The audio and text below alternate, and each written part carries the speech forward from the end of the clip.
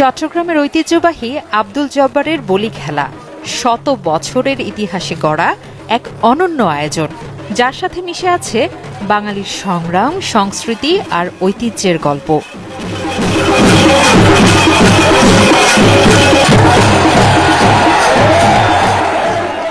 ঐতিহাসিক লালদীঘি ময়দান ঘিরে বসে এই আসর, যেখানে শক্তি, কৌশল আর সাহসের লড়াইয়ে মুখোমুখি হন দেশের বিভিন্ন প্রান্ত থেকে আসা বলিরা।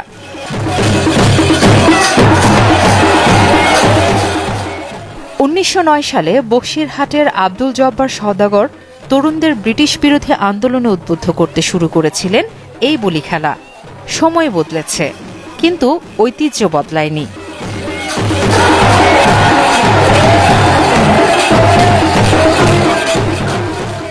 লালদীঘি মাঠ জুড়ে বসে বৈশাখী মেলা। বলি খেলাকে ঘিরে পুরো এলাকা পরিণত হয় উৎসবের নগরীতে, যেখানে গ্রামীণ জীবনের রঙিন ছোঁয়া মেলে প্রতিটি কোণায়। এ মেলা চট্টগ্রামের সবচেয়ে বড় লোকজ উৎসব হিসেবে পরিচিত। প্রতি বছর এই মেলা 3 দিন ব্যাপী হলেও এবার তা সীমিত হয়ে 2 দিনের আয়োজনে অনুষ্ঠিত হচ্ছে।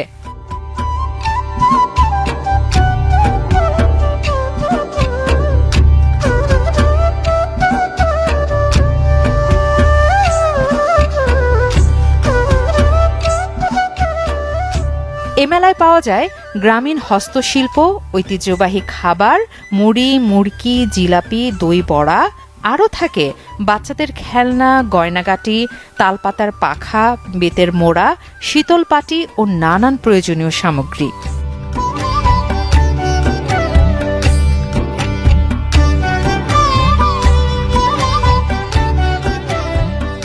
বলি খেলায় দেশের বিভিন্ন অঞ্চল থেকে বলিরা অংশ নিয়ে থাকেন।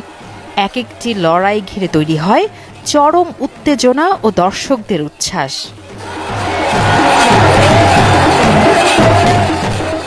গত আসরে চ্যাম্পিয়ন হয়েছিলেন কুমিল্লার বাঘা শরীফ।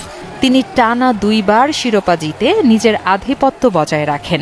ফাইনালে তিনি পরাজিত করেন কুমিল্লা সদরের রাশেদ বলিকে।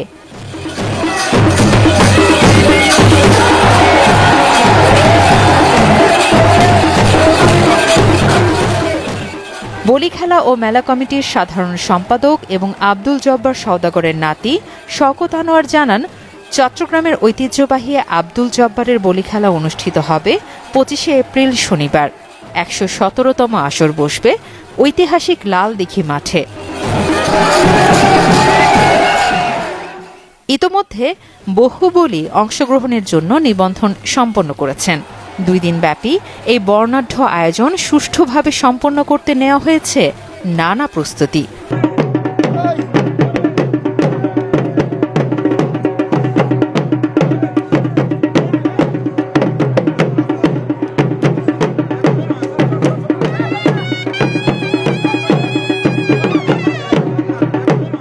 তিনি আরও বলেন, আমরা 3 পুরুষ 1909 সাল থেকে চট্টগ্রামে ঐতিহ্যবাহী এ খেলার আয়োজন করে আসছি।